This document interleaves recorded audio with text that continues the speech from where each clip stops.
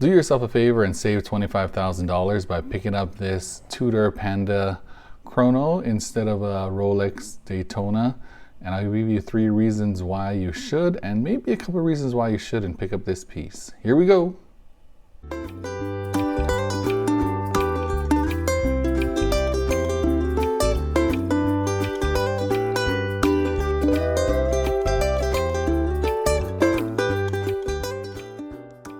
So how's it, everyone? Here is the review of the Tudor Black Bay Chrono.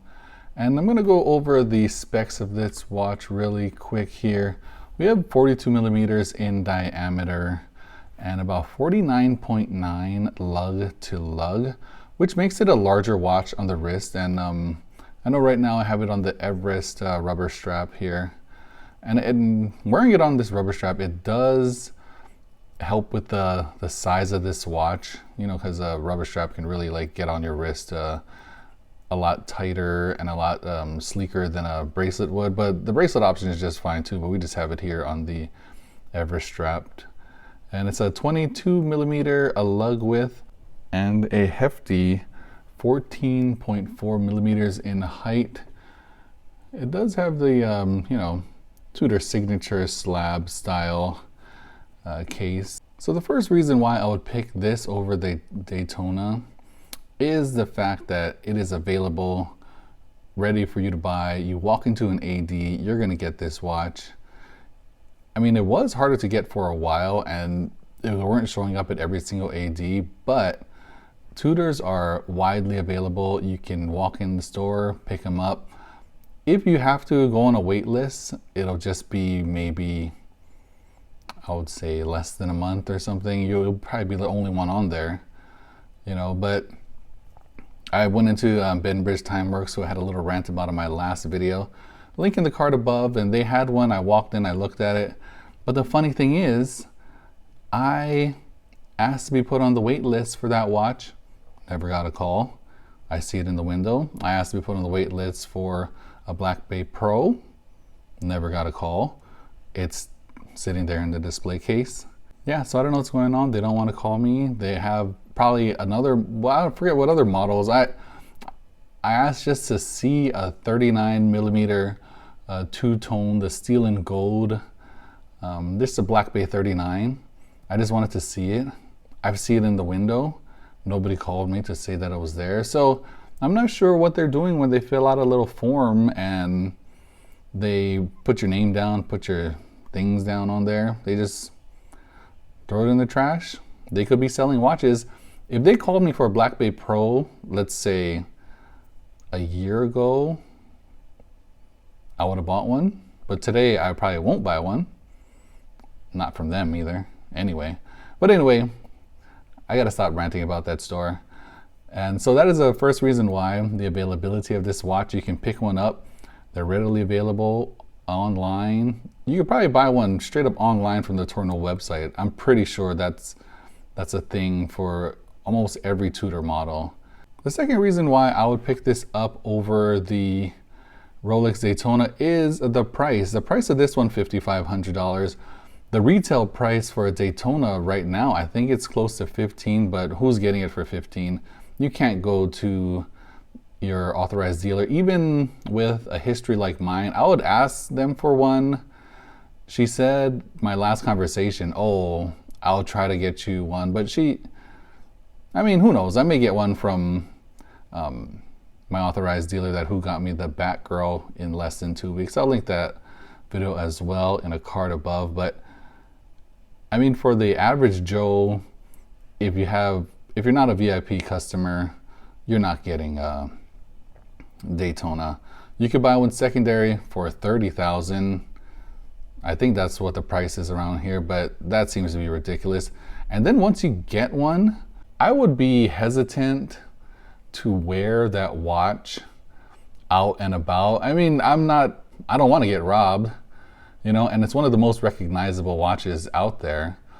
Everybody knows that it's a very expensive watch. So that's the thing about when you wear watches at a certain level, I mean, you become a target and nobody wants to get, you know, be put in a compromised situation. So the price of a Daytona is really the deterrent.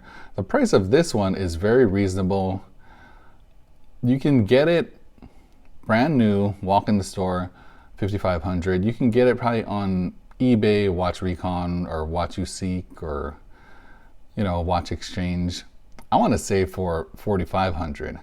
If you want to go for the black dial, you can get it for even less than that. I've seen, because I kind of want the black dial, but I'm going to talk about it later. There are reasons why I'm hesitant to purchase this watch right now, because of what I think may be coming in the future, how they can improve on this watch, which I'll be talking about later.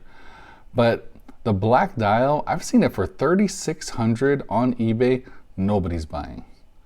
So that being said, the price is a big reason why I'll pick this up over the Daytona. And lastly, I think this is a very, very good looking watch. We already went over the dimensions. So this watch is a tad larger than, other watches. Mostly people prefer 40-20, which I've been leaning more towards that kind of size as well. I've made a lot of videos about me having larger wrists and being able to wear larger watches, but sometimes the weight and the bulkiness does get to me a little bit. So on this watch, I just think it's a very good looking piece. It has different design elements from the Daytona that kind of set it apart. I do really prefer these solid black subdials over the Rolexes, kind of like outlined black. I don't know if you guys seen that meme that's been going around when they first dropped the new versions of the Daytona with like the Panda with the small little black kind of like nubby eyes, and that's going to be like the new Daytona. I'll try to find a picture and add it into the video, but a lot of watch enthusiasts have seen that meme. It's been on all the it's been on Reddit and it's been on all the Facebook groups, but that's kind of what I see now, that very thin line of the subdial. I'm also a big fan of the Snowflake Hands. I do really like this date window, date at 6 o'clock, great positioning, great symmetry on the dial here. One of the things that I've seen on other chronographs is they still have the 3 subdials and then they pop the date in at 4:30, which to me doesn't look that great. I'd rather have no date than a date at 4:30. But this date at 6 makes this watch very, very pleasing to the eye, and I think it'll be a great wear on any wrist. And finally, here are a couple of reasons why I may want to hold out purchasing this watch. Not just over a Daytona, just like if you do want this watch, we already talked about getting it at a great price and it's available online right now, but I think this watch might be in line for an update. So I believe they came out with the steel dial version of this watch in 2017, and then in 2019 they came out with the two-tone, and then in 2021 they came out with the Panda and the reverse Panda. So if we're looking at what Tudor is doing to their watches, they're updating all their models. So they finally updated, I made a bunch of videos on this watch already. They updated this watch in 2023, which had its last update in 2016.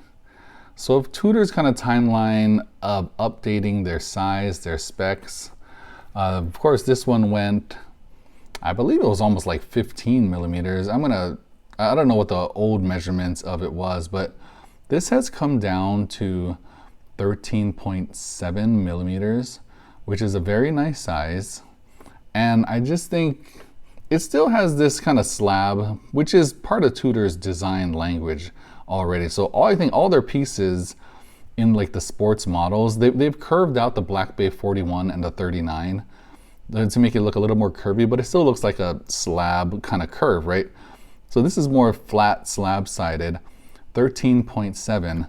But when we put it up against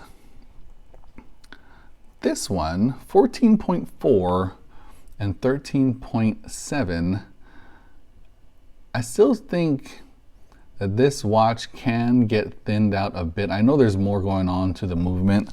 This is the MT5813 movement. here in the chrono, and you need a lot more space for, you know, the subdials and the date and the third, well, the chronograph hand. But if they can just slim this down a bit, maybe they'll slim it down. Yeah, this is kind of same like 0.7 that they have on the Black Bay Heritage model, that it could be a lot more wearable. It could appeal to a wider range audience. So they updated this in 2016 and then in 2023. So if they came out with a chrono, the stainless steel bezel chrono in 2017, that puts this watch on the block for an update. So let's say they thin this out a millimeter, less than a millimeter, and maybe they, I don't know if they should shrink it a bit, because the dial is, I mean, you need space on these kind of dials. But I just think that this model might be up for an upgrade in the next year, maybe in the next couple of years. But they do kind of slow roll their updates. It's not like Rolex. Rolex like updates everything in the range at the same time. I mean, they still sell all the other colors of black bezel, the blue bezel, the Harrods model. That's still rocking the old movement, the old bracelets, the old cases. So, I mean, if you want to wait, if you like this design, you're waiting for something slimmer, it might come.